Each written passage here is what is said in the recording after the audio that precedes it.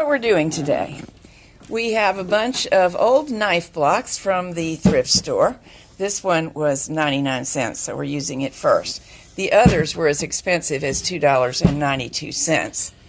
Knife blocks are traditionally made out of very hard hardwood, and we're going to recut them to use them for tool blocks using another face. These are the tools that I like to have next to my chair for doing loom knitting and crocheting. And these are the tools that I like to have by my knitting machine. So two different blocks will become tools for me. Then these are tools that Jack likes to have handy doing what he does, and many people would have a collection like that. So one block will become his.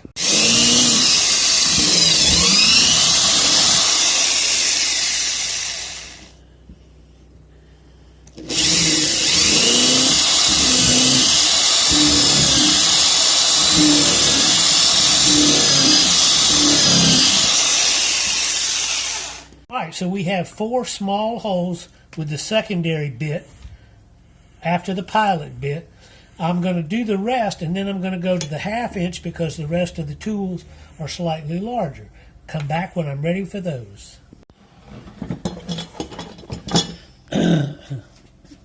Okay, what we've done is started with a small pilot bit, and I even missed one of the marks, so it's going to be a little off. Then we're going to a 3/8, slightly larger than 3/8 secondary hole, and then we're going to go all the way up to a 1/2 inch hole. Now I'm using what many of you shop guys are going to recognize as steel bits. Oh no, I should be using wood augers. These actually do a cleaner job. The thing is, you have to plunge a little and come right back out and plunge a little because it won't clean itself on these flutes. Your wood augers have cleaning flutes and these do not. But they work real good. They get a little hot.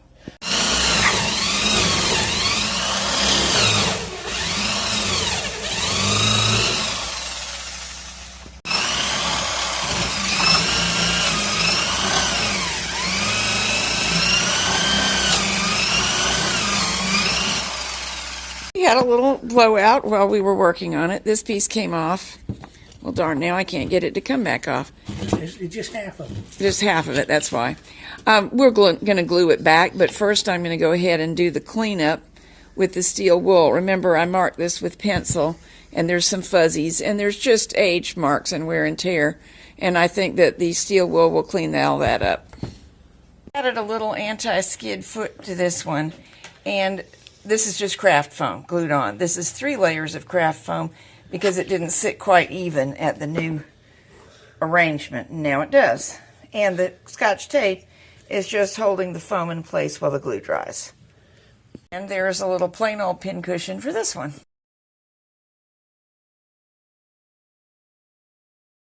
We're moving on to the biggest and nicest of the blocks, and I've already marked it for my tools. That big circle right there is going to hold all of the transfer tools, and the other tools are going in the normally sized holes. And Jack has come up with a way that I can hang my claw weights. We've marked what will be the horizontal position on the block. All right, there's 2 weights of plumbing strap. There's some really thin stuff, and this is the thicker, heavy-duty stuff. What we've done is we've mapped out a spot where this can be screwed to the side of the block. And what I'll do is drop everything in the floor. Okay. Well, after we pick it up. All right, to affix it, what we're going to do is go through with a nice coarse wood screw, and we're going to put 4 washers underneath it. These are standard 1/4 inch washers, and then it's going to go into the block like so. How did I come up with that? Well, here's what we did. We looked at a standard claw weight, and look, it takes a 1/4 inch of clearance. And Catherine has said she wants to be able to hang these on the fly. So we want something a little thicker than a 1/4 inch. Well, you know, guys, how we do it. We'll have one hand on the fabric and a tool in our mouths, and when we hang the claw weight, we don't need to be futzing around. And 4 of these washers comes up to a 1/4 inch. This plumbing strap will not lay flat. And I may add 1 more washer. We'll experiment with that. Just to make some clearance. But I've got a screw long enough. It's not going to take much weight, and it only needs to bite into the block. We'll show you when we're done. What we've done, this is our plumbing strap we're going to use, and we want a nice clean edge so that anybody working on it, mostly Catherine, doesn't snag a finger or a thumb or even a piece of fabric. The cut edge of the metal is a little bit rough. Right, now this is where we measured to go on our block. We're going to put a screw in this hole and a screw in this hole. This end is done right here. Now we're going to do this end for you. What we want to do is bend through the larger hole because that gives us less material to bend. And we want half the hole, but we're going to back away from the halfway point so that the bend occurs halfway through. Are you straight on the camera? It looks like you're slightly crooked. No, it's the curve of the needle nose. Okay. But I'm using just my needle nose pliers from the shop. And now I want to look at it and see, yeah, I'm pretty much in the middle, but I want to come a little closer to the other side. Because it's critical that those tiny holes line up, right? Right. And you see what I'm doing is I'm using my needle nose up in there and just to kind of perfect against it. The fold. Right. Now here's what's going to happen, and it's doing it already. It's trying to twist one way. If the camera can see, yeah. All right, that's when these guys come in. I'm going to squeeze it, but I'm going to squeeze it at an angle. And we look, our little holes are lining up, but it's trying to walk again, so we're going to squeeze it back a little bit the other way. And then we watch what we're doing, and we close the holes up so they line up. That looks pretty good. And we want this to be a really flat edge. So here's my rule. I would normally take it to the shop and put it on the anvil and tap it with a hammer. But for most of you guys, you might not have a 100-pound anvil. A large hammer makes a small anvil. We'll go over here and I'll show you. Right, here we are. This is just my medium-sized sledgehammer on a solid piece of wood. And we want to nail it down from both sides. See how nice and neat that fold is? And then if it's not quite right, we can also change that bend. Now I'll finish this one.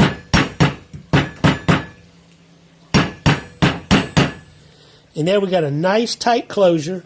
And remember when we measured our washers, we thought they weren't quite thick enough, but the double fold means 4 washers will work great. A little extra refinement. Because we are using the blocks differently than they were originally designed, we've got this facing forward and exposed. And honestly, it doesn't bother me much, but I sewed this to cover it with.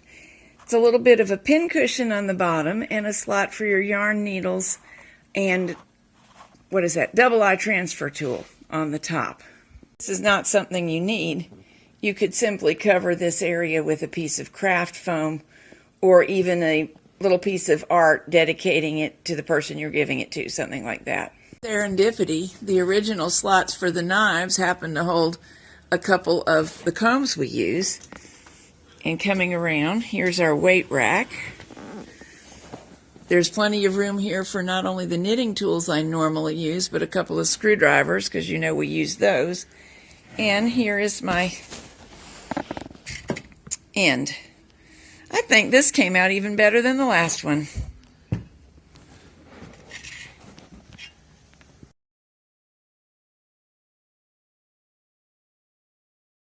Here they are, all finished, and we're pretty pleased.